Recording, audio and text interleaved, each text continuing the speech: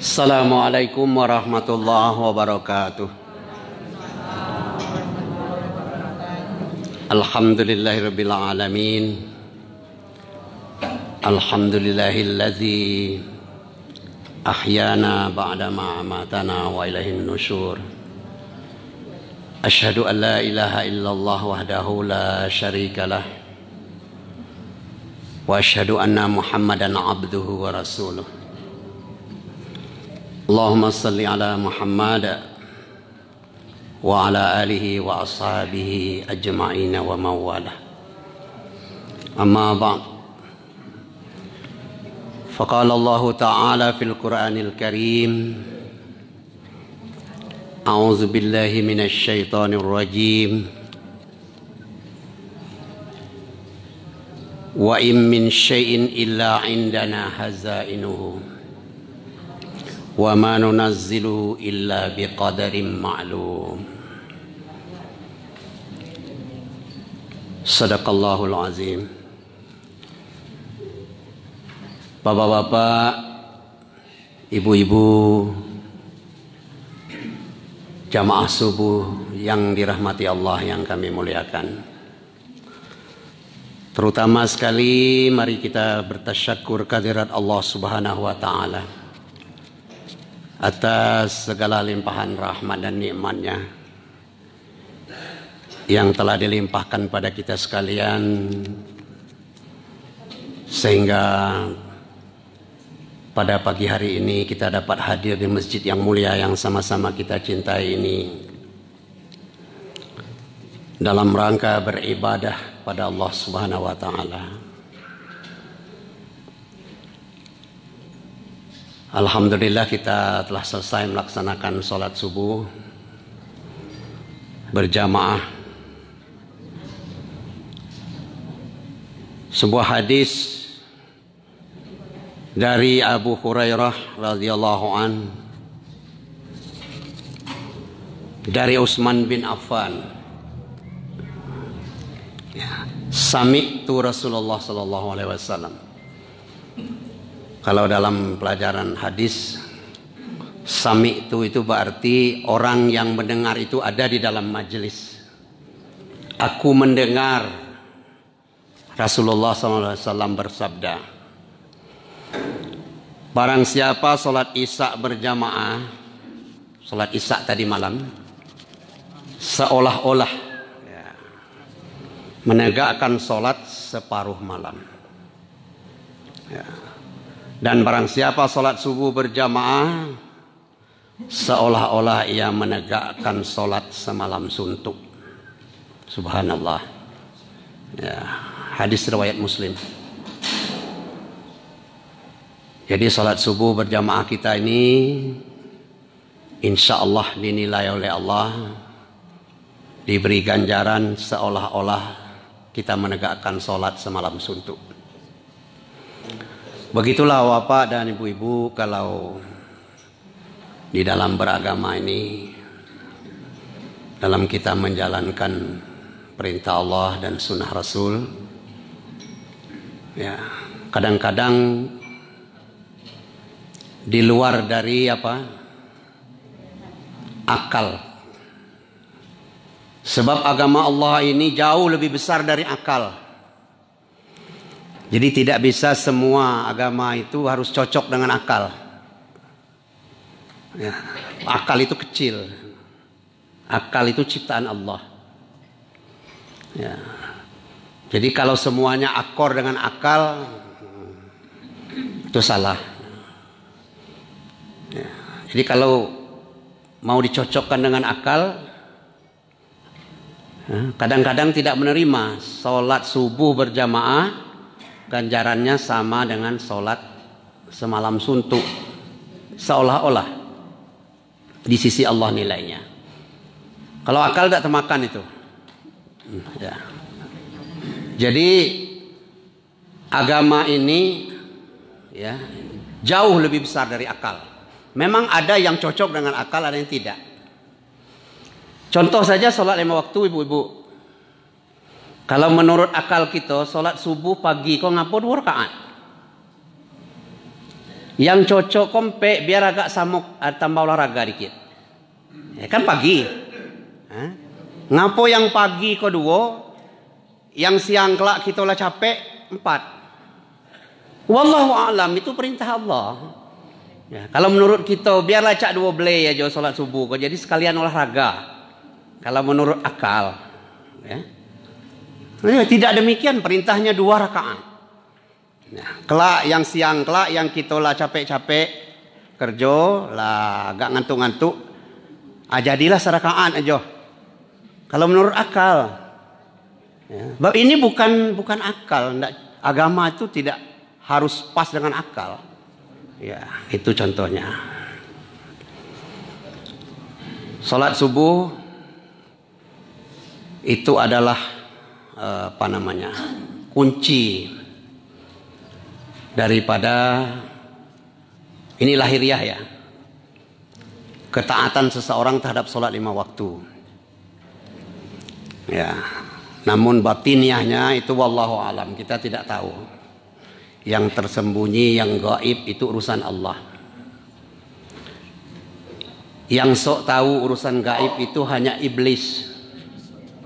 Ya, dia mengintip berita-berita di langit dulu, ya, dibawa ke bumi ini, kemudian disebarluaskan, seolah-olah dia tahu.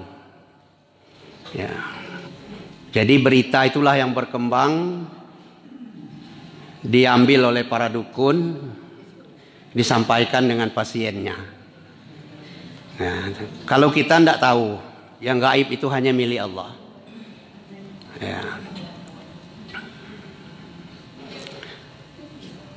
Salat subuh itu disaksikan oleh para malaikat. Aqimis salata liduluki syamsi ila ghasaqil laili wa Qur'an al-fajr. Quran al-fajr itu, bacaan fajar itu maksudnya adalah salat subuh. Inna Qur'an al-fajri kana masyhuda. Sesungguhnya salat subuh itu, bacaan fajar itu disaksikan. Maksudnya disaksikan oleh para malaikat. Kemudian para malaikat berganti sip, tukar piket Pak Haji Firman. Ya, jadi naik bawa catatan sipulan. Menurut satu riwayat, Allah berfirman kepada para malaikat yang naik, ya, ini catatan siapa? Eko, catatan Pak Ustadz Afrizaldi. Ya. Beliau lagi apa? Waktu engkau meninggalkan beliau di bumi, beliau lagi apa? Nah, lagi macam sinso rusak di sudut tuh umpamanya. Ibu-ibu tahu bunyi sinso rusak?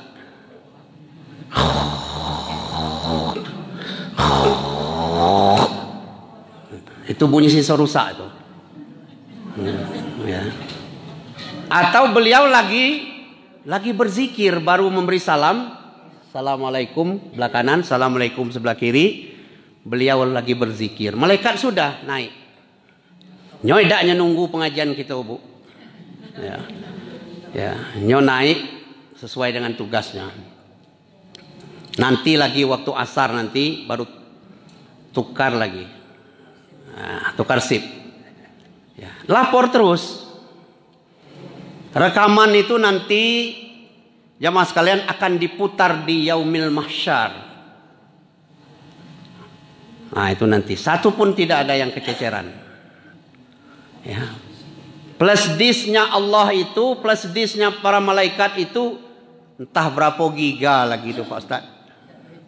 Ya, tidak terhitung. Ini tidak penuh-penuh dak. Tidak ada yang macet-macet dak. Connect terus. Ya. Connect terus. Itu ibu-ibu ya. Salawat dan salam tentu kepada junjungan kita Nabi Yuna Muhammad sallallahu alaihi wasallam. Subuh ini saya dapat konsep tadi saya ambil satu karena buku kecil macam ini di rumah saya banyak. Saya tulis tapi belum dibukukan. Kalau dibukukan mungkin saya lah profesor, Pak Ustadz. Eko yang lah berdebu tidak dipegang aja lah docak 2 karung. Ya, ini konsepnya saya lihat nih masalah doa. Mudah-mudahan cocok Bapak Ibu ya. Masalah doa itu bab saya tidak bisa tidak pakai konsep Bapak Ibu. Saya ilmunya sangat terbatas dan ingatannya sangat jauh ya. Apalagi lah tua kau. Tidak apa-apa ngomong tua di atas podium bu ya. Ya sehat yang penting. Kalau di luar kelak belum tua. Belum. Bapak Ibu jamaah subuh yang dimuliakan Allah. Masalah doa ini adalah masalah yang sangat penting, yang sangat esensial kata anak muda sekarang. Sebab doa ini adalah merupakan ibadah. Jadi doa yang kita panjatkan itu Bapak, itu ibadah. Ya. Makanya jangan malas-malas berdoa. Apalagi selesai sholat wajib. Sebab doa setelah sholat wajib itu salah satu doa yang makbul. Ya. Banyak doa yang makbul. Dalam keadaannya, tempatnya, dan waktunya. Salah satunya adalah berdoa setelah selesai sholat wajib.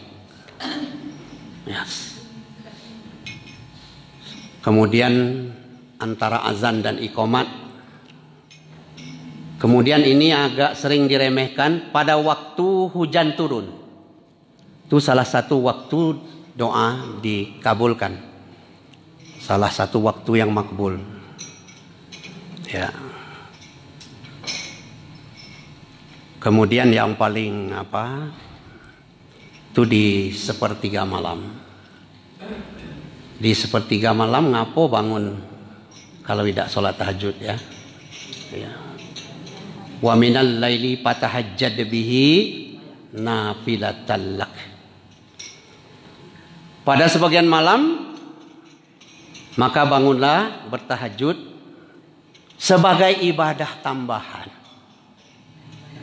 Ya. Asa ayyab'asaka rabbuka maqaman mahmudan. Ya. Mudah-mudahan dengan sholat tahajud ini ya kita mendapatkan tempat yang terpuji.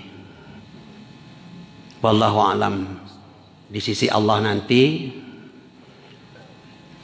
ya, dan juga insya Allah di dunia ya, itu doa yang makbul ya. Kemudian doa ini adalah ad-du'a'u mukhul ibadah. Doa ini adalah sumsumnya ibadah. Bahkan ibu-ibu, seluruh bacaan sholat itu doa. Ya, itu doa. Tapi ada doa khusus yang kita panjatkan. Kita mengadu kepada Allah selesai sholat tahajud, selesai sholat sunat yang lain. Ya. Apa saja yang bisa dilaporkan ke Allah, yang bisa kita minta, yang bisa kita berdoa kepada Allah. Semua urusan langit dan bumi, urusan dunia dan akhirat. Semua urusan dunia dan urusan akhirat itu boleh dikadukan kepada Allah. Orang ngucap kita kadu kepada Allah. Ya. Nah, itu jamaah sekalian. Orang zalim kepada kita kadukan kepada Allah. Ya. Bab dia zat yang maha mendengar. Ya. Zat yang maha teliti. Zat yang maha berkehendak. Zat yang maha kuasa. Ya. Kesitulah kita mengadu. Kenapa pada awal tadi saya baca surat Al-Hijr ya, ayat 21. Ini kaitannya dengan doa tadi. Kadang-kadang kita sering salah penafsiran. Ya. Katanya Allah maha pengasih, maha penyayang, maha mengabulkan doa. Nah, di sini yang mau saya jelaskan sebenarnya. Wa im min syai'in illa indana hazainuhu. Itu kata Allah ya, yang berkaitan dengan permintaan kita yang kita adukan kepada Allah itu. Dan tidak ada sesuatu pun melainkan pada sisi kamilah hazanahnya, kata Allah. Pada sisi kamilah hazanahnya, kata Allah. Ya. Wa ma nunazziluhu illa biqadarin ma'lum. Dan kami tidak mengabulkan, tidak menurunkan kehendak si A, si B yang didoakannya tadi itu, melainkan dengan ukuran yang tertentu. Illa biqadarin ma'lum. Sudah ada kadarnya masing-masing. Bapak Ibu, saya sering juga Pak Ustadz minta Allah kasih mobil Pajero. Ya. Sering saya. Sebab urusan dunia dan urusan akhirat boleh minta ke Allah. Ya. Itu namanya salah satu kesenangan dunia. Ya. Wajar.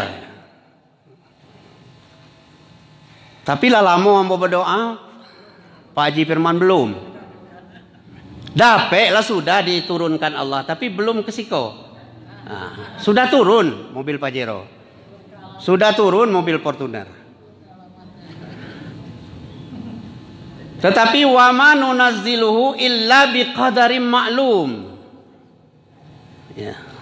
Dan tidak kami turunkan, kata Allah, ya, melainkan dengan kadarnya. Nah, mungkin mobil Fortuner, mobil Pajero untuk saya itu bukan, itu kan bahasa kita mobil itu Pak. Artinya rezeki yang banyak, rezeki yang besar kan Pak ya. Kalau kita katakan mobil itu berarti rezeki yang besar. Berarti Fortuner saya bukan bentuknya seperti mobil Fortuner itu. Kadarnya, ketentuannya Allah yang punya. Saya sudah dapat Fortuner. Tapi bentuknya lain. Ya. Sehat berada di tengah-tengah majelis ini. Ya. Tadi sholat sunat subuh 2 rakaat. Ya. Lebih besar dari dunia seisinya. Itu Fortuner lebih besar. Kecil Fortuner. Ya. Kecil sekali Fortuner itu. Ya. Innallaha laghaniyun hamid. Sesungguhnya Allah itu maha kaya dan maha terpuji. Kalau batas 1 juta buah mobil Fortuner tuh belum kaya Allah berarti. Ya. Bab orang punya pabriknya aja membuat sebanyak itu lebih. Berarti Allah jauh di atas itu. Jadi bahasa kita mobil Fortuner, bahasa kita mobil Pajero. Ya. Boleh ibu panjatkan doa. Ya. Selanjutnya memanjatkan doa itu biar dikabulkan oleh Allah Subhanahu wa taala harus ikhlas semata-mata kepadanya. Nah, nya Allah. Ya. Ngapo kita memanjatkan doa tidak boleh yang lain-lain, ngapo kepadanya? Dalam surat Toha ayat 6, A'udzubillahi minasyaitonirrajim. Lahu ma fis samawati wa ma fil ard. Lahu ma fis samawati wal ard wa ma bainahuma. Kepunyaannya lah apa-apa yang ada di langit dan apa-apa yang ada di bumi. Wa ma bainahuma, dan barang-barang yang ada antara keduanya. Termasuk mobil Pajero. Nyau punya. Ya. Ini surat Thaha ayat 6. Quran tidak main-main. Ya.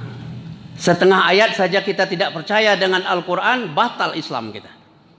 Batal Islam. Seluruh isi Quran itu, seluruh harus dipercayai. Wajib. Kepunyaannya lah apa-apa yang ada di langit, apa-apa yang ada di bumi, dan barang antara keduanya. Wa ma tahtas sara. Belum sudah ayat tadi. Dan apa yang ada di bawah tanah. Nyo juga punya. Malak-alak ajo paca ajo ngambil batu bara di bawah tanah. Siapa yang punya itu?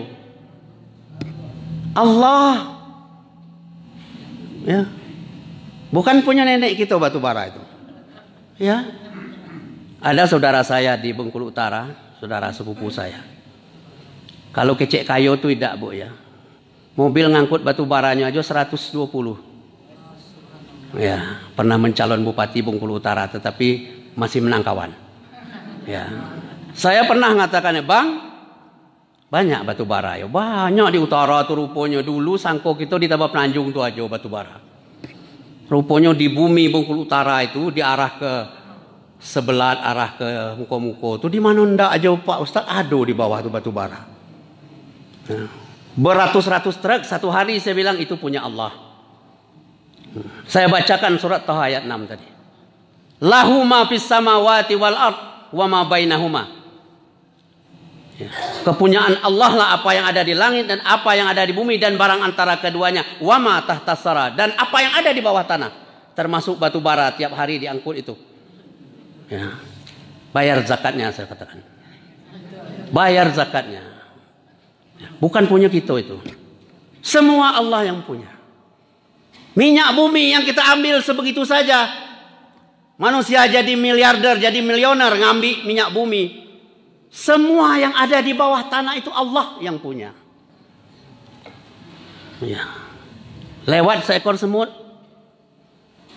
Ibu-ibu, kita cuma nengok, oh itu semut ya. Allah tahu semut lewat itu. Kemananya balik, mana rumahnya Allah tahu. Kita cuma nengok, oh itu semut ya. Semua rizkinya Allah yang jamin. Termasuk virus corona itu rizkinya Allah yang jamin. Iya. Iko seluruh jamaah al-jihad jangan kecik Tuhan. Dan rezeki kau itu. Pai jauh-jauh situ. Amerika situ rezeki kau kecik Tuhan. Ya. Ya usah situ. Ya. Dia kalau tidak makan virus itu tidak hidup. Tidak berkembang. Pasti dia makan. Pasti berkembang. Itu makhluk Allah. Itu cobaan Allah. Ujian Allah. Ya, kalau Allah mau mematikan virus itu tidak ada. Dulu kan tidak ada virus itu. Belum diciptakan oleh Allah, belum hidup, belum lahir dia. Ya. Di zaman hiruk pikuk, di zaman hingar bingar ini sengaja Allah lahirkan musuh yang tidak kelihatan. Allah mau menguji. Ya. Bukankah hidup ini cobaan, ujian? Ya. Coba lihat Al-Quran surat Al-Mulk ayat 2. Allazi khalaqal mauta wal hayata liyabluwakum. Ya. Hidup ini, mati ini adalah ujian, cobaan. Nah itu Allah yang tahu. Jadi kepada Allah doa dipanjatkan. Yang paling penting lagi satu, doa itu adalah senjata orang Islam, orang Muslim, orang bertakwa. Kita tidak punya senjata apa-apa. Doa itu senjata. Ya, senjata bagi orang mukmin. Ada 4 macam cara Allah mengabulkan doa. Sepintas saja. Yang pertama dikabulkan secara istimewa. Secara istimewa, Pak Haji Firman, kalau umpamanya sedang naik sepeda, tiba-tiba dari depan ada Auto Fortuner baru yang bawanya belum pacak nian, ya, masih belajar. Ya. Kalau menurut akal kita, ya, ini berlawanan arah di depan toko Firman itu, umpamanya, ya kan? Kena ini sepeda ini, ya, tergilas. Tetapi karena orang ini sering berdoa, Allahumma dafa'annal ghala wal bala wal waba wal fahsya wal munkar wal bagh, ya, secara istimewa, ya, mati mendadak mobil Fortuner. Tidak jadi nombor sepeda. Ini namanya mobil baru padahal, ya, karena yang nyutirnya gugup, ya, mati mendadak. Tidak jadi tergilas sepeda. Ini secara istimewa namanya. Ya. Itu yang pertama cara Allah mengabulkan doa. Yang kedua secara langsung. Berdoa tadi, Ibu berdoa tadi. Ya Allah ya Tuhanku, iko musim corona. Agak sepi nian jualan kini. Mohon ya Allah. Ya. Ya. Mohon ya Allah kami dibukakan rezeki supaya laris, supaya orang datang membeli. Baliklah, begitu buka belum bapak ibu masih megang kuncinya, sedang buka toko, lah datang orang. Itu secara langsung, ya, secara langsung. Ada juga yang dikabulkan oleh Allah kelak nanti. Ya, tunda. Secara ringkas saja, secara istimewa, secara langsung, secara ditunda. Mungkin tahun depan, doa yang tadi, ya. Mungkin 5 tahun lagi, mungkin 10 tahun lagi, tapi ditunda. Dikabulkan, tapi ditunda. Fa iza sa'alaka ibadi anni fa inni qarib, kata Allah. Apabila hambaku bertanya tentang aku, kata Allah, katakan aku ini dekat. Dalam lain ayat dikatakan dekatnya lebih dekat dari urat leher. Ujibu da'watad da'i idza da'an. Aku, kata Allah, mengabulkan doa orang yang berdoa kepadaku. Nah, ini nyok kabulkan tapi belum. Ya Ibu Nas. Fal yastajibuli wal yu'minu bi. Tapi ada syaratnya kecek Tuhan. Laksanakan perintah-perintahku. Wal yu'minu bi, beriman kepadaku. La'allahum yarshudun. Mudah-mudahan, ya, kamu akan mendapatkan petunjuk. Ya. Jadi memang di dalam surat Al-Mu'min ayat 60, ud'uni astajib lakum. Ya. Wa qala rabbukum ud'uni astajib lakum. Allah berfirman, berdoalah kepadaku, niscaya akan kukabulkan. Lah ngapo belum? Ah, ini. Ambo minta terus yang itu. Ya, belum. Illa biqadarim ma'lum. Mungkin yang ibu minta itu sudah dikabulkan, tapi kita tidak sadar.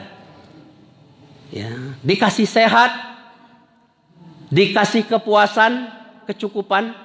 Ini lebih penting, lebih esensial ini Pak Haji. Orang tidak pernah puas, orang tidak pernah cukup. Karena ada orang macam itu. Kita, ibu, dengan ibu memanjatkan doa, ibu merasa cukup. Ibu tidak merasa kurang. Ibu tidak gelisah. Dialah zat pemberi rasa gelisah dan resah. Dialah zat yang pemberi rasa aman dan nyaman. Siapa yang memberi rasa aman dan nyaman itu? Siapa yang ngasih rasa gelisah dan resah itu? Allah. Ya. Saya katakan tadi, Fortuner kita itu mungkin bahasa kita Fortuner itu. mobil Pajero itu. Allah sudah kasih. Tapi mungkin juga belum dikasih.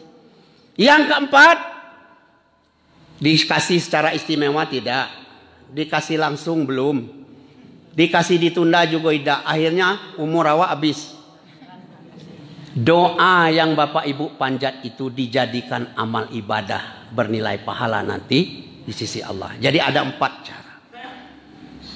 Doa yang belum dikabul di dunia itu nanti insya Allah di akhirat akan dicatat sebagai amal ibadah. Nah itu. Doa ini senjata. Nah itu Bapak Ibu ya. Tetapi jangan lupa Allah menurunkan sesuatu itu dengan kadarnya. Dia yang mengatur kadarnya. Pada sisi kamilah khazanahnya, kata Allah. Sering orang ribut masalah apa kemarin? Masalah rezeki ya. Pilkada, pilpres. Apa namanya lagi ini? Pileg.